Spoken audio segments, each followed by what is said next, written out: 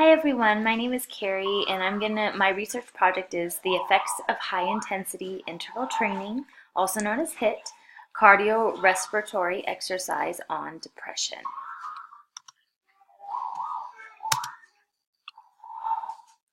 I don't know why it's not switching out. There we go. Okay, so the background is we all know that exercise can increase mood state, and depression deals with moods. It's a psychological disorder, and there's not many studies on how exercise can benefit depression. Exercise does so many things for our bodies, but how does it help our mental health, such as depression? So HIIT has been proven to be more effective than moderate continuous exercise for depression and cardiorespiratory endurance. And a high factor of contribution of depression is obesity.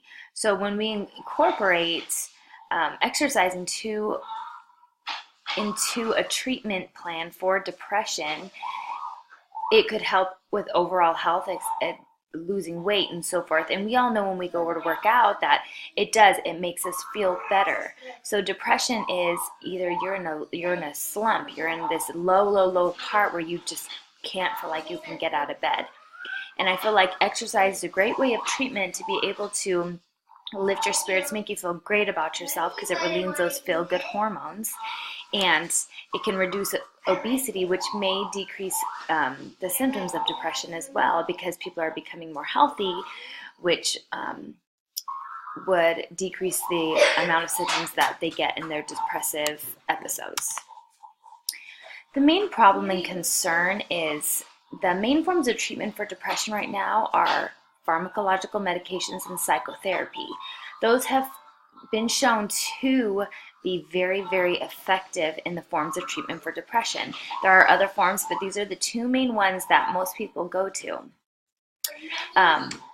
The problem is, again, there's only a few treatments, and the concern is there's not enough forms of treatment that use physical activity to create overall wellness. So that's the main thing, is we have all of these different things that we can utilize that doesn't only help mental health, but it helps on so many different levels. And how can we incorporate that to be a treatment for depression that can make people feel better and help decrease depressive symptoms?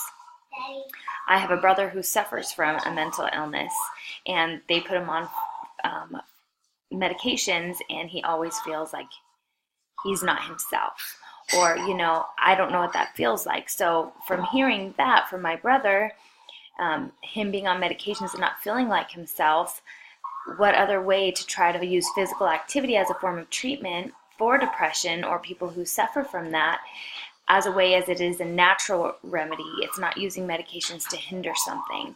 I'm not saying that we shouldn't use medications as a form of treatment because they are proven to be very effective. But I think that we have to find something else in a natural way that our body can use that can decrease negative things that happen in our body when it comes to depression. And another question is, can exercise increase health so that depressive episodes decrease? That is my study, how I'm going to use high interval training, 30 minutes, 3 times per week. And I think it's very effective in the sense that it's high intensity and it's a realistic exercise that people can actually get done. When you're in a depressive state, most people have no motivation to get up. So this is something that they don't have to take themselves to the gym. They could do it from home. There's a lot of different forms that they can do. So I think it would be very effective. And I have read a lot of articles that do say that this is very effective to help depressive episodes. The main purpose, the research question, again, is does high-intensity interval training cardiorespiratory exercise improve depression? This type of research question, is a relationship question. Excuse me.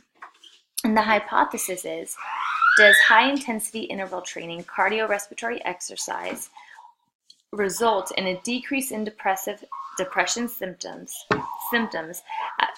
at a greater level than that of just using mental health therapy? So that is my hypothesis. If we compare the two, which one is going to be greater? I think they're both very effective ways, but when we research and we figure it all out, we can see is this going to be an effective form just as much as mental health therapy?